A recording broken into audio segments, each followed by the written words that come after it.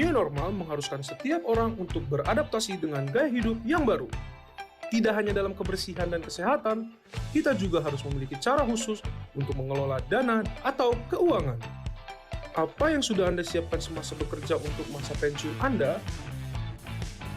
Bagaimana caranya memaksimalkan dana lebih secara optimal, tapi dengan gaya hidup yang sama?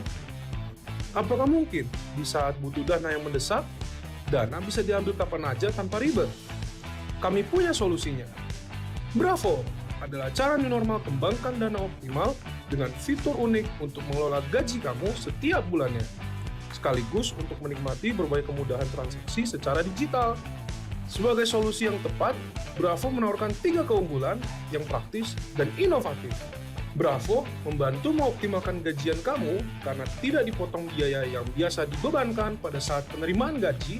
Biaya hanya dikenakan atas saldo iuran yang ditarik. Kapan aja kamu perlu dana, saldo iuran dapat ditarik sesuai kebutuhan dengan menggunakan fasilitas link aja. Informasi saldo, iuran, dan pengembangannya, serta laporan transaksi dapat diakses kapan aja dan lebih mudah melalui aplikasi GenaiKlik dan portal iServices di ponselmu. Saatnya beralih ke cara new normal untuk pengelolaan dana yang lebih optimal, praktis, dan inovatif untuk wujudkan semua impianmu.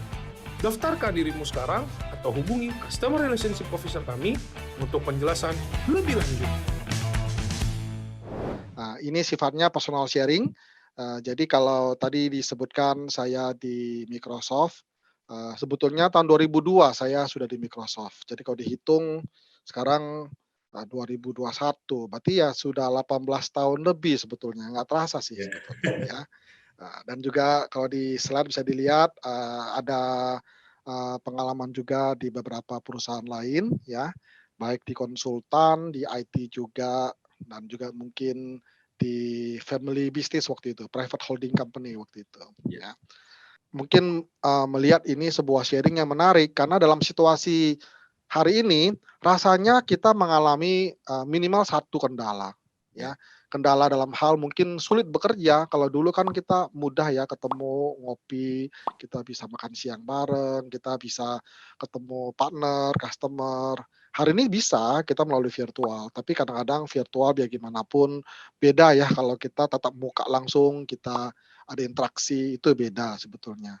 Nah, jadi kalau saya mungkin bayangkan dalam konteks stres atau hurricane itu atau storm ya, badai gitu ya, itu umumnya kalau kita lihat ada 3 sebetulnya sih dan saya alami kadang-kadang 1, 2 atau bahkan semua sebetulnya seperti saat sekarang. Jadi, masalah pribadi, masalah keluarga, ya juga mungkin masalah pekerjaan ya kan, target, mungkin juga dari sisi rekan kerja, dan juga mungkin masalah-masalah yang sifatnya outside world yang nggak bisa kita kontrol, seperti masalah pandemi ini gitu. Nah, hanya kadang-kadang masalah-masalah itu kan bisa jadi datangnya nggak sekali terus hilang. Bisa jadi datangnya berkali-kali dan berbarengan gitu kan. Dan pada saat bersamaan itu ibaratnya kalau digambarin adalah seperti kayak storm, seperti kayak badai, seperti kayak petir. Itu yang bisa jadi kalau kita tidak sadari, kita tidak cermat dan juga mungkin tanda petik punya strategi dan juga mungkin beberapa pengetahuan yang kalau boleh izin saya mau sharing ya, yang selama ini saya juga pakai sebetulnya dan saya rasa ini cukup efektif minimal untuk saya pribadi.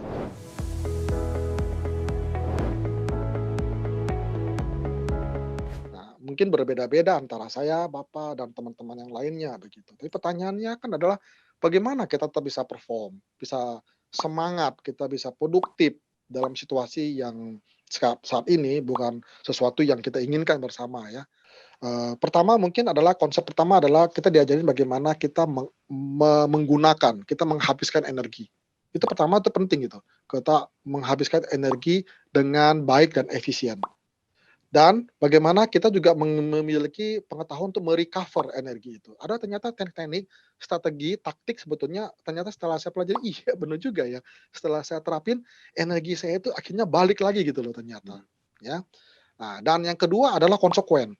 Segala pikiran, feeling, aksi, kata-kata, atau mungkin bahkan jarak jauh seperti ini, meskipun kita menggunakan virtual, itu ada energi konsekuen. Karena memang katanya kan dunia ini semuanya sebetulnya adalah bentuknya energi. Dan terakhir disebutkan bahwa sebetulnya managing energi itu adalah important, itu penting, tidak hanya untuk individu maupun untuk organisasi dalam hal ini sebetulnya. Itu key konsepnya sebetulnya 3 hal itu. Oke. Nah, saya coba kupas meskipun tentunya tidak bisa dalam. Di energi fisik yang pertama, di energi yang pertama namanya energi fisik sebetulnya, saya yakin, Bapak Ibu semua mungkin juga sudah sedikit banyak ngerti lah bahwa energi fisik itu seperti kita contoh makan, tidur, istirahat, ya kan, eee, olahraga, itu penting. Itu untuk membangun fondasi fisik kita untuk siap bisa bekerja dengan lebih baik, lebih produktif sebetulnya. Nah, di dalam pelatihan itu diajarin beberapa teknik tipe makanan yang sehat seperti apa.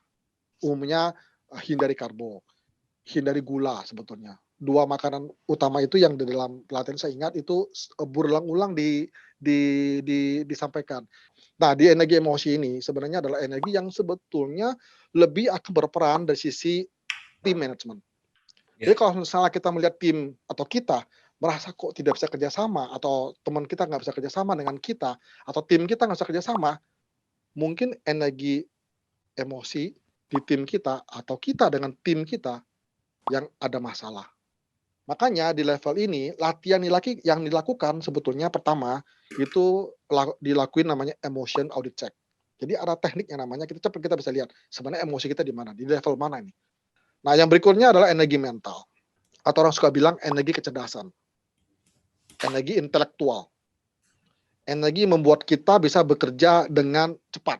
Nah, di energi mental ini, eee, itu pertama yang perlu dilakukan adalah kita perlu tahu tentunya teori time management, kapan disebut sebagai important, urgent, kapan disebut sebagai important tapi nggak urgent, dan seterusnya.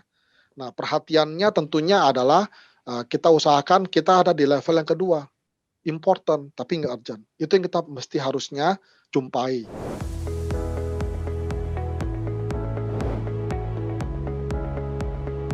Tentu bisa dengan Bravo Bapak dan Ibu sekalian.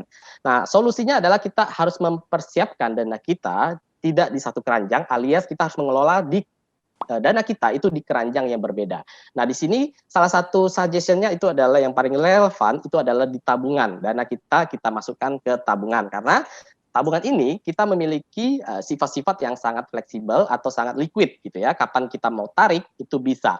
Kemudian juga dana yang ada di tabungan itu bisa kita pergunakan untuk kebutuhan kita sehari-hari biasanya. Nah, kemudian bagaimana dengan Bravo? Bravo ini juga memiliki sifat atau karakter yang sama seperti tabungan Bapak dan Ibu sekalian.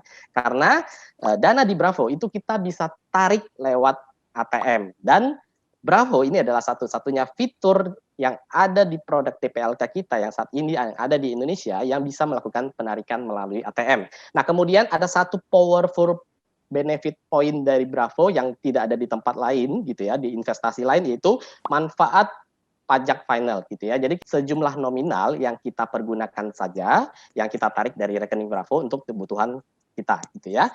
Nah, kemudian bagaimana sih caranya kita bisa mendapatkan yang namanya manfaat pajak final. Kebetulan ini slide-nya sama persis gitu ya, kurang lebih sama persis seperti yang tadi sudah di-share oleh Pak Franky. Caranya itu sangat mudah sekali Bapak dan Ibu sekalian, hanya dengan cara kita kelola cara kita saja dalam hal menabung dan juga mengelola pengeluaran kita.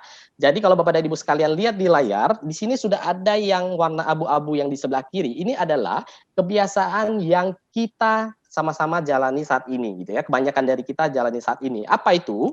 Yaitu ketika kita gajian gitu ya, dana yang masuk ke rekening adalah dana yang sudah dipotong pajak 100% ya. Kemudian setelah dananya masuk ke rekening, setelah dipotong pajak, baru kita pergunakan untuk pengeluaran kita, expense kita, bayar cicilan dan sebagainya. Dan kalau ada sisa baru ditabung gitu ya. Nah, kalau dengan cara Bravo, Bapak dan Ibu sekalian, jadi ketika kita gajian, kita masukkan atau kita tabung terlebih dahulu penghasilan kita itu di rekening Bravo DPLK. Tentunya sebelum dipotong pajak, Bapak Ibu ya. Nah, kemudian baru kita membayar pajak itu hanya dari sejumlah nominal yang kita perlukan saja atau kita butuhkan saja untuk kebutuhan pengeluaran kita, ya. Jadi kita akan membayar pajak tentunya sesuai dengan dana yang kita tarik dari rekening Bravo.